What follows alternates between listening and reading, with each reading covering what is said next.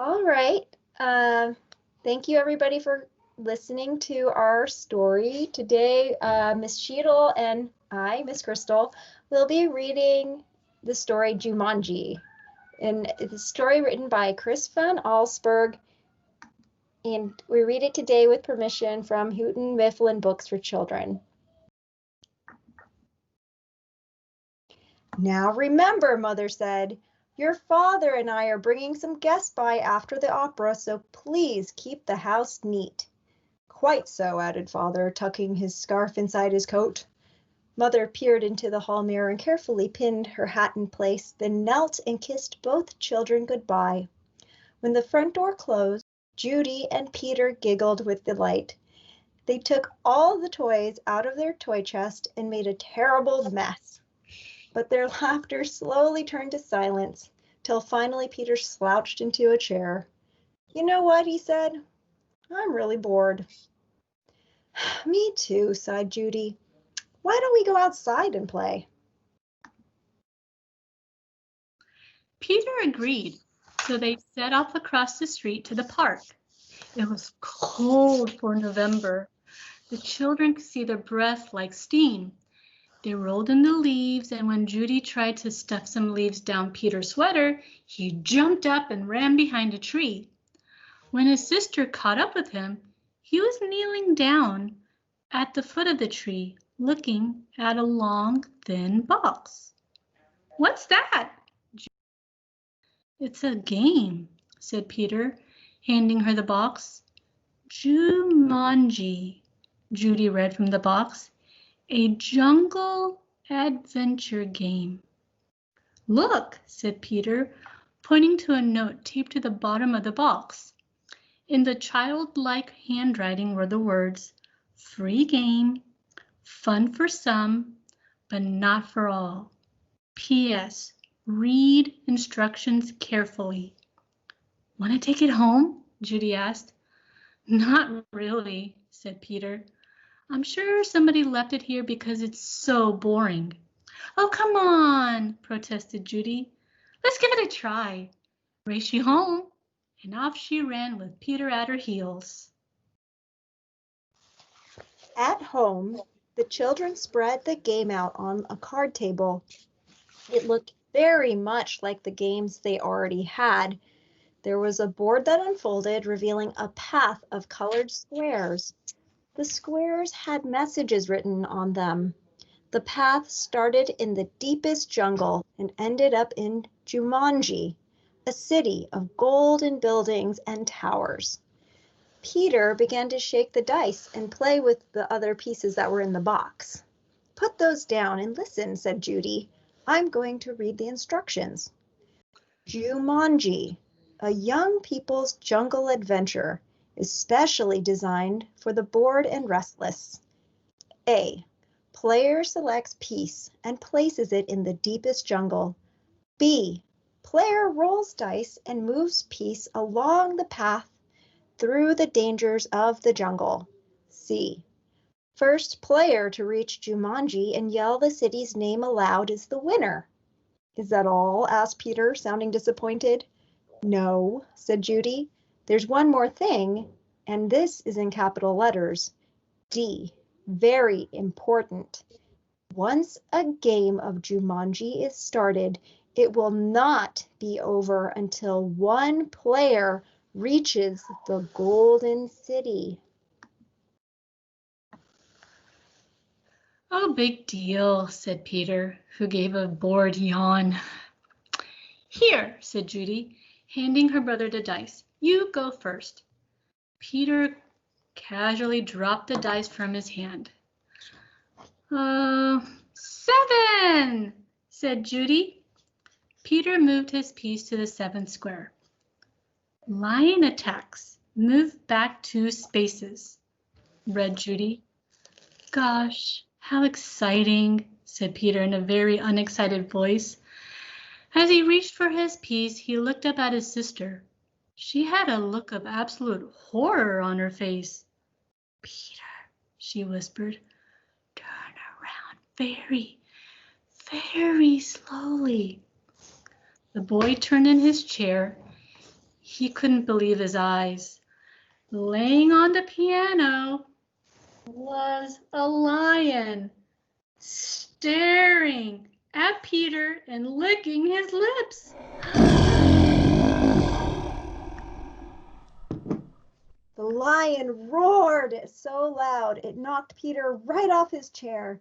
The big cat jumped to the floor, and Peter was up on his feet, running through the house with the lion a whisker's length behind.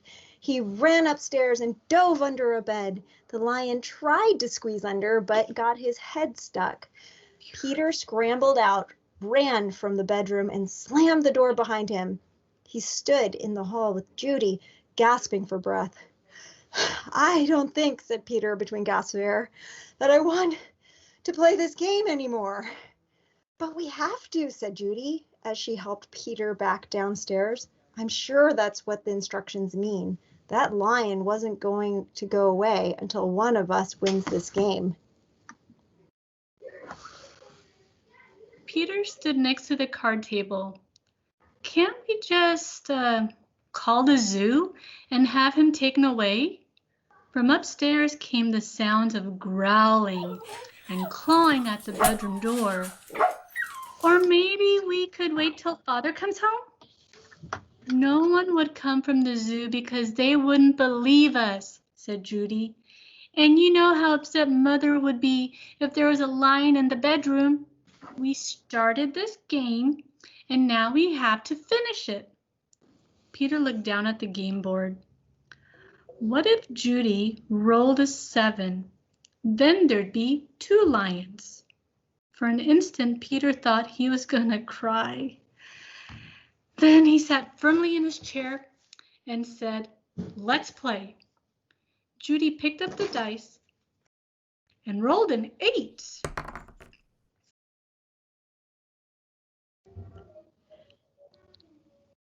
And moved her piece.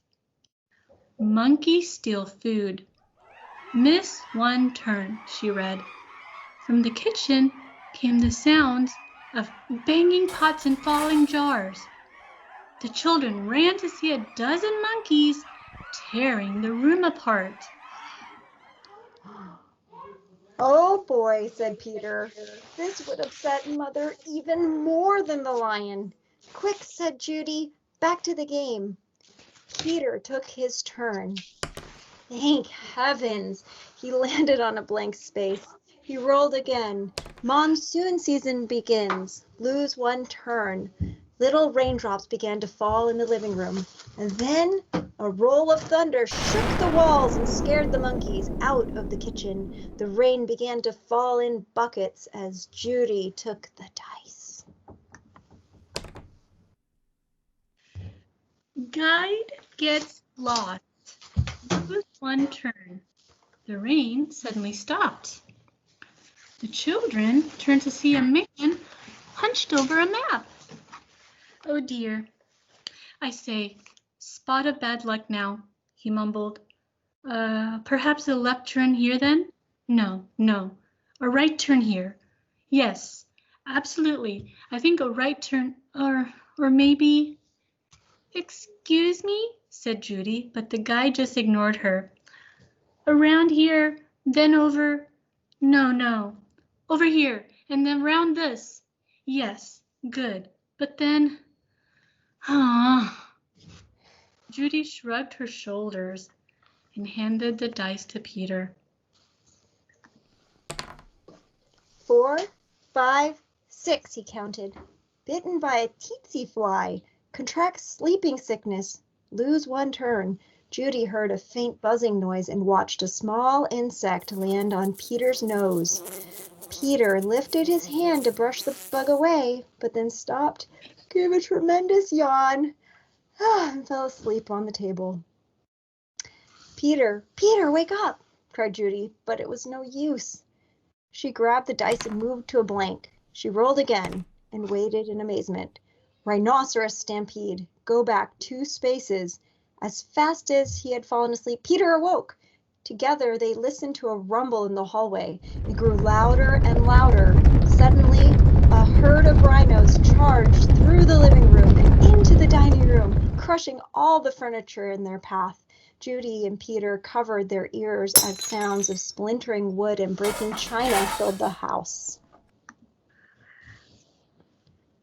Peter gave the dice a quick tumble. Python sneaks into camp. Go back one space. Judy shrieked and jumped on her chair. Over the fireplace, said Peter. Judy sat down again, nervously eyeing the 8-foot snake that was wrapped around the mantel clock. The guide looked up from his map, took one look at the snake, and moved to the far corner of the room, joining the monkeys on the couch. Judy took her turn and landed on a blank space. Her brother took the dice and rolled a 3. Oh no, he moaned. Volcano erupts. Go back 3 spaces. The room became warm and started to shake a little. Molten lava poured from the fireplace opening. It hit the water on the floor and filled the room with steam. Judy rolled the dice and moved ahead. Discover shortcut. Roll again. Oh dear, she cried. Judy saw the snake unwrapping himself from the clock. If you roll a 12, you can get us out of the jungle, said Peter. Please, please, Judy begged as she shook the dice. The snake was wriggling his way to the floor. She dropped the dice from her hand. 1 6. Then another. Judy grabbed her piece and slammed it on the board. Jumanji, she yelled as loud as she could. The steam in the room became thicker and thicker. Judy could not even see Peter across the table. Then, as if all the doors and windows had been opened, a cool breeze cleared the steam from the room. Everything was just as it had been before the game. No monkeys, no guide, no water, no broken furniture, no snake, no lion roaring upstairs, no rhinos. Without saying a word to each other, Peter and Judy threw the game into its box. They bolted out of the door, ran across the street to the park, and dropped the game under a tree. Back home, they quickly put all their toys away. But both children were too excited to sit quietly, so Peter took out a picture puzzle. As they fit the pieces together, their excitement slowly turned into relief, and then exhaustion. With the puzzle half done, Peter and Judy fell sound asleep on the sofa. Wake up, dears, Mother's voice called. Judy opened her eyes. Mother and Father had returned, and their guests were arriving. Judy gave Peter a nudge to wake him up. Yawning and stretching, they got to their feet. Mother introduced them to some of the guests, then asked, "Did you have an exciting afternoon?" "Oh, yes," said Peter. "We had a flood, a stampede, a volcano. I got sleeping sickness," and Peter was interrupted by the adults' laughter. "Well," said Mother, "I think you both got sleeping sickness. Why don't you go upstairs and put on your pajamas? Then you can finish your puzzle and have some dinner." When Peter and Judy came back downstairs, they found that Father had moved the puzzle into the den. While the children were working on it, one of the guests, Mrs. Budwing, brought them a tray of food. "Such a hard puzzle," she said to the children. "Daniel and Walter are always starting puzzles and never finishing them." Daniel and Walter were Mrs. Budwing's sons. They never read instructions either. "Oh well," said Mrs. Budwing, turning to rejoin the guests. "I guess they'll learn." Both children answered, "I hope so," but they weren't looking at Mrs. Budwing. They were looking out the window. 2 boys were running through the park. They were Danny and Walter Budwing, and Danny had a long, thin box under his arm.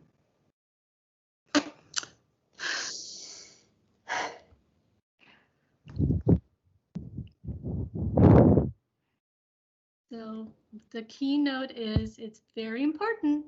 Once a game of Jumanji is started, it will not be over until one player reaches the Golden City. Hope you guys had a fun time listening to me and Miss Crystal read Jumanji to you guys and enjoyed the adventure we took you on. So happy holidays!